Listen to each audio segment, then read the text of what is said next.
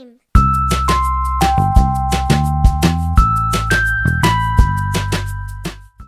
Chapter 7, The Robot Story.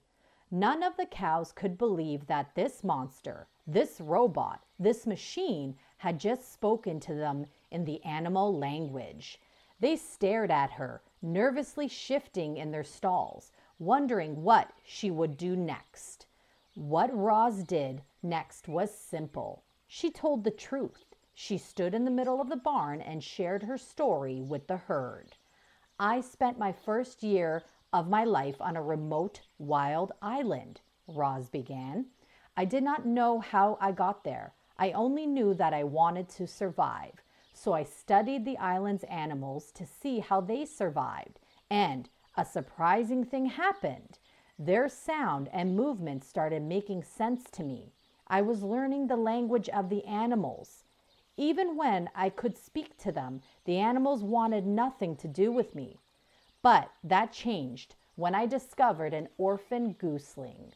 The poor little thing would have died on his own, so I cared for him and adopted him as my son. His name is Brightbill. A murmur spread through the herd. When the animals saw me caring for Brightbill, they finally accepted me.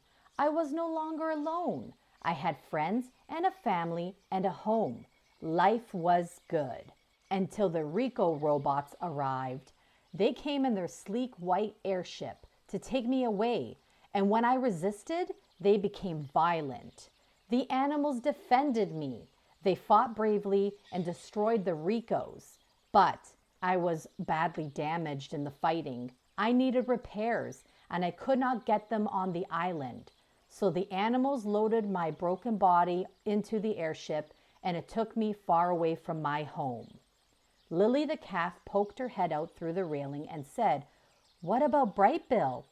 "My son is smart and tough, and he has a good flock," said Roz. "I think he'll be okay without me." "Where were you taken?" said Tess. "I was taken back to the factory where I was made. The factory is run by a crew of robot workers called the Makers. When I arrived, they put me in a room filled with other broken robots. Some robots were completely ruined, and the Makers immediately sent them away. But those of us with working computer brains were given a test." "What kind of test?" said Lily. "The Makers simply asked us questions. They asked us how we had become damaged. They asked us how we would respond to different emergencies. They asked us to identify certain sounds and smells and objects. The robots who answered every question correctly were repaired. All others were destroyed. In the wilderness, I camouflaged my body to survive. In the robot factory, I camouflaged my personality to survive. I pretended to be a perfectly normal robot. I did not say that I had adopted a goose, or that I could speak with animals, or that I had resisted the Ricos. I said what I had to say to pass the test, and it worked." "Good for you, Roz," shouted Tess, and the other cows smiled. "The Makers shut me off, and when I awoke, my body was fixed, and I was on this farm. Now, like all of you, I belong to Mr. Sharif." The cows stopped smiling. Everyone was quiet, and then old Annabelle spoke up. "I was taken from my friends and family too," she said. "They're back on the farm where I was born. I still think about them every day." "It is difficult to be apart from our loved ones," said the robot. "You know, Roz, things could be worse," said Tess. "At least on this farm, you're still surrounded by nature." "Yes, things could be worse." The robot's eyes brightened a little. "But I am not safe here.